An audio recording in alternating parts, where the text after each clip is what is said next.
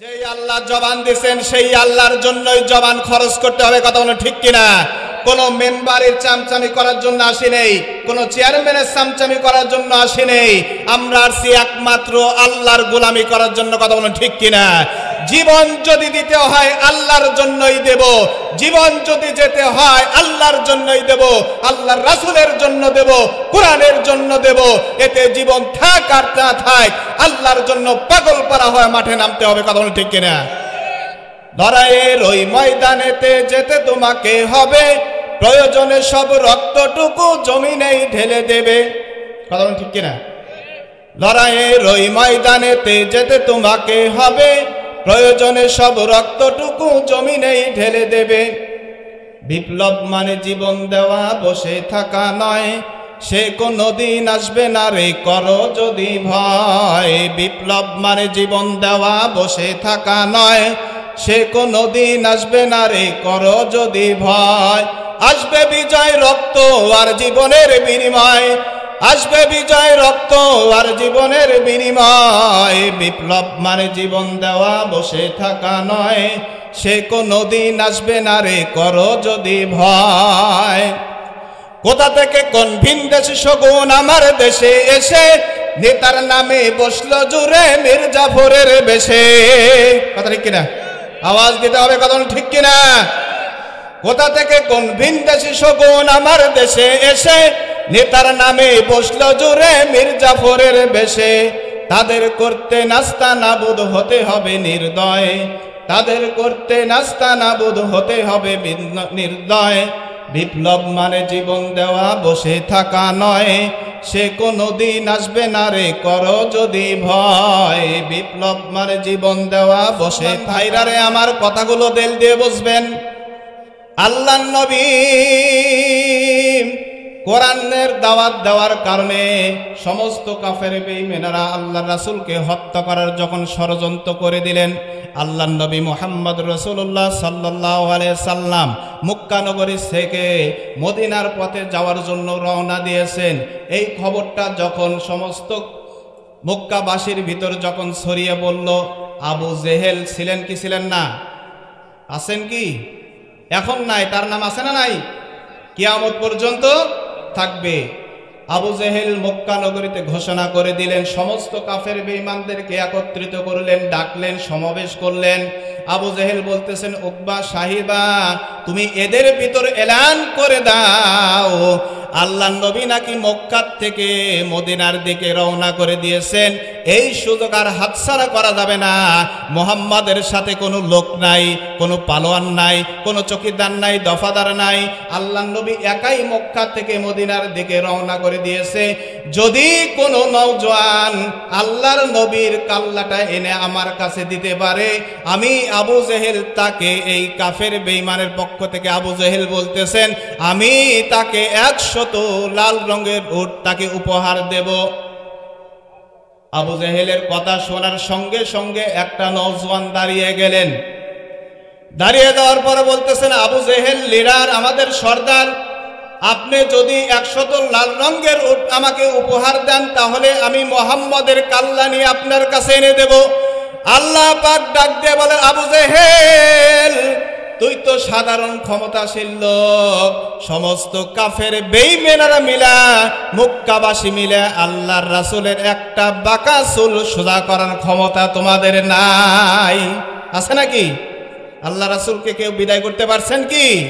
কেউ করতে পারে না। আল্লাহর এক বান্দা দাঁড়িয়ে গেলেন, নাম তার সুরাইকা। সুরাইকা আবু জেহেলকে ডাক দিয়ে বলে, লিডার আমাকে একটা তরবারি দাও আর একটা ঘোড়া দাও, নওজোয়ান ঘোড়া যেটা দ্রুতগামীতে চলতে পারে। আবু জেহেল সুরাইকাকে এমন একটা তরবারি আর একটা ঘোড়া দিয়ে দিলেন।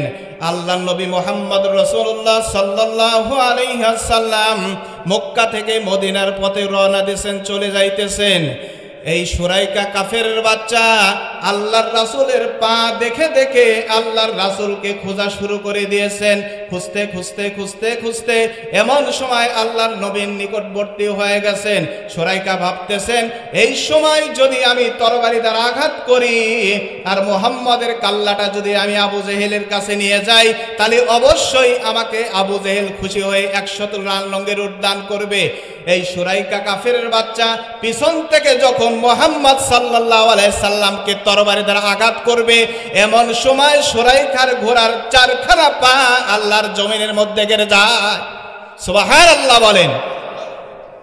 সুরাইকা তরবারি দ্বারা আঘাত করবে মুহাম্মদকে, আমাদের নবীকে। এমন সময় আল্লাহ মাটিকে বললেন, মাটি তুমি ফাঁক হয়ে তার ঘোড়ার 4খানা পা গ্রাস করে নাও, সে যেন সামনে অগ্রসর হতে না পারে।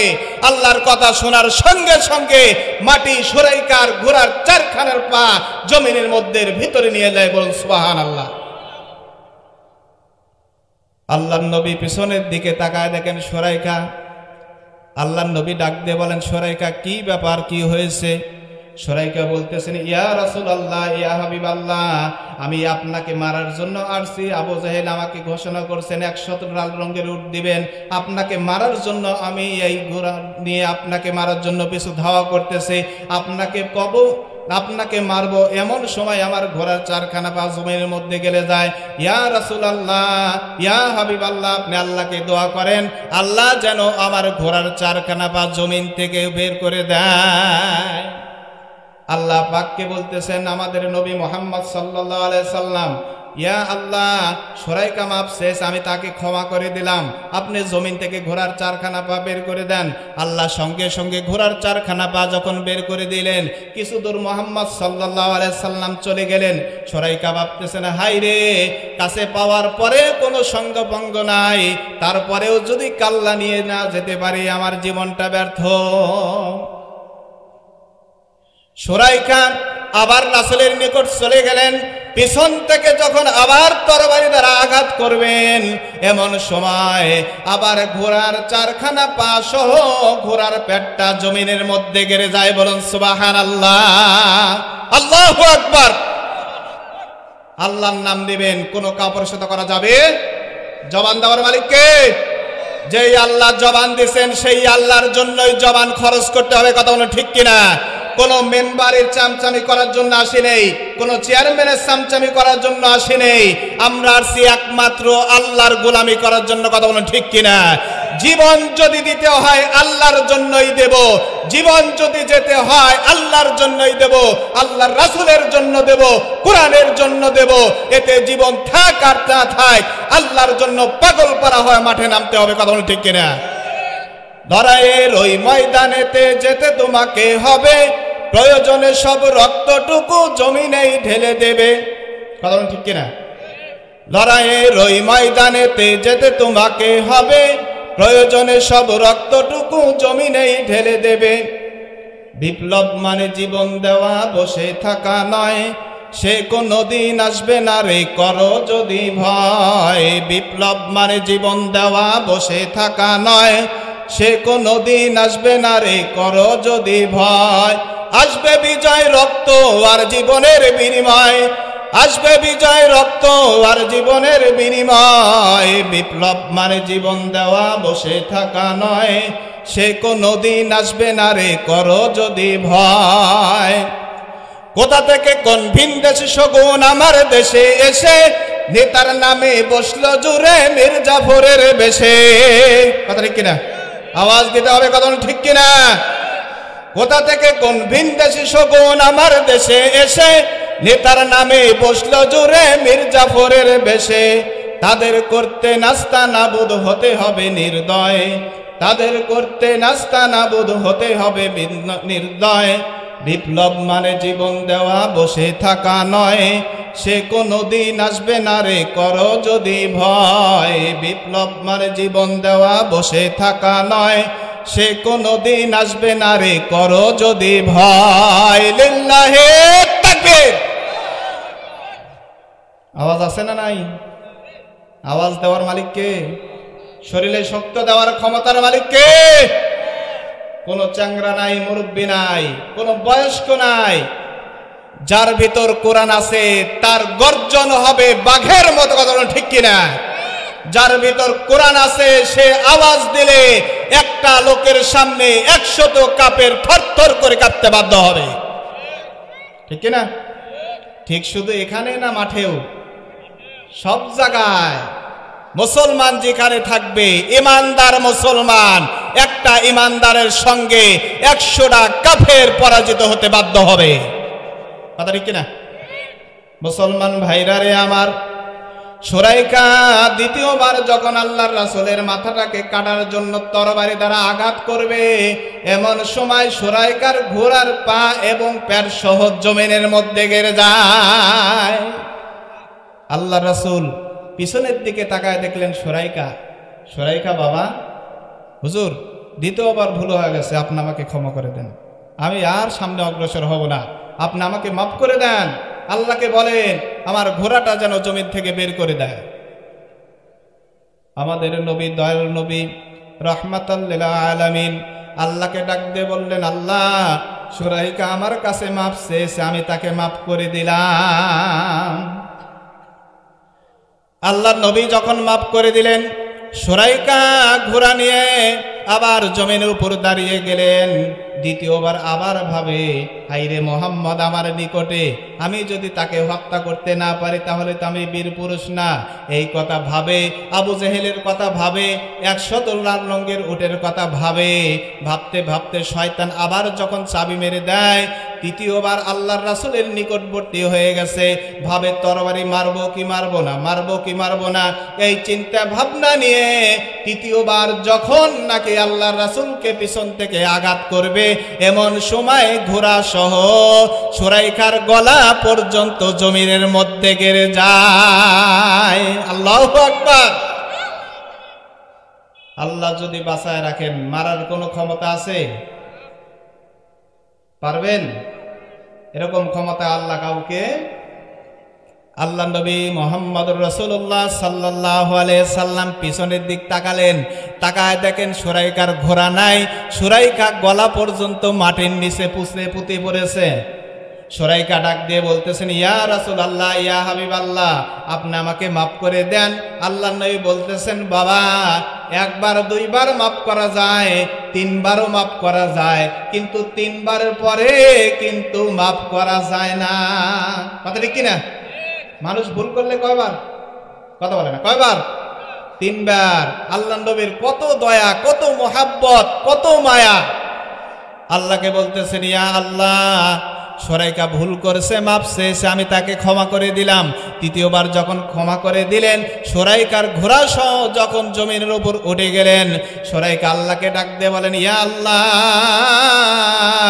এটা কোনো সাধারণ লোক নয়, এটাই হলেন বিশ্ব নবী মুহাম্মদুর রাসূলুল্লাহ সাল্লাল্লাহু আলাইহি সাল্লাম। আল্লাহ রাসূলকে বলতেছেন, ইয়া রাসূলুল্লাহ, ইয়া হাবিবাল্লাহ, শয়তানের প্রলোভনে পড়ে আবু জেহেল চক্রান্ত হয়ে আপনাকে হত্যা করার জন্য আসছি। ইয়া রাসূলুল্লাহ, আমি আর ওই দিকে যেতে চাই না, আপনি আমাকে এক্ষুনি কালেমা পড়াইয়া মুসলমান বানায় দেন। লা ইলাহা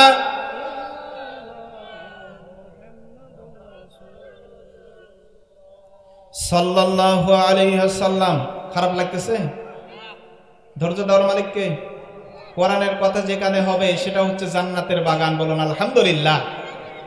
শ্রোতা যখন বসে থাকবে কোরআনের কথা শোনার জন্য, একটা করে নিঃশ্বাস ফেলবেন, একটা করে গুনাহ মাফ হবে, একটা করে নিঃশ্বাস ভিতরে নেবেন, একটা করে নেকি আল্লাহ পাক দান করে দিবেন।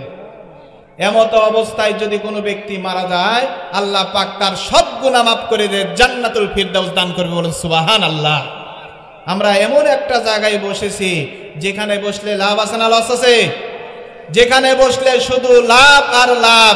যেখানে কোরআন আছে সেখানে আমরা থাকতে চাই কি চাই না? যেখানে কোরআন নাই সেখানে আমরা থাকতে চাই না। সরকারের ভিতরে যদি কোরআন থাকে আমরা সরকারের পক্ষে আছি, আর সরকারের মধ্যে যদি কোরআন না থাকে আমরা সরকারের পক্ষে থাকতে রাজি নাই। যদি কোনো ইমামের ভিতর কোরআন না থাকে সেই ইমামের সাথে আমরা নাই। কোনো দলের নেতার সাথে যদি কোরআন না থাকে দলের নেতার সাথে আমরা নাই। যদি কোনো সাধারণ মানুষ যার ভিতর কোরআন নাই তার সাথে আমরা থাকতে রাজি। পারবেন না ইনশাআল্লাহ? কোরআন পড়তে পারি না, কোরআন আল্লাহকে তো মহব্বত করতে পারি। কথা ঠিক কিনা? কোরআন পড়তে পারি না, কোরআনের জালসায় তো যেতে পারে, কথা ঠিক কিনা? শীত লেগে গেছে, দ্বিতীয় বক্তা আছে, প্রধান বক্তা আছে, শেষ করে তারপরে তো বিদায় নিতে হবে, ঠিক কিনা? আল্লাহ পাক আমাদেরকে এখানে যে আসছেন, আসার তৌফিক দান করছেন, আমরা কি নিজে আসতে পারছি? আসার তৌফিক দিয়েছেন কে? আওয়াজ দিতে হবে। আসার তৌফিক দান করছেন কে? কোরআন হাদিসের বাইরে কোনো কথা হবে, যা হবে কোত্থেকে? কোরআন থেকে আলোচনা করা হবে, টাটকা ওয়াজ। আমি পারি না, হুজুরেরা করবে ইনশাআল্লাহ। আমি কি হুজুর? আমি তো হুজুর না, আমি একজন মসজিদের ইমাম সাহেব, ঠিক না? যারা হুজুর তারা কোরআন থেকে সুন্দর সুন্দর কথা বলবে, কোরআনের কথা বলবে, হাদিসের কথা বলবে। আমার অতগুলো কোরআন এবং হাদিস আমাদের জানা নাই। আল্লাহ পাক আমাদেরকে দিয়ে যে দুইটি কথা বলার তৌফিক দান করছেন, সেইগুলো আমি বলছি।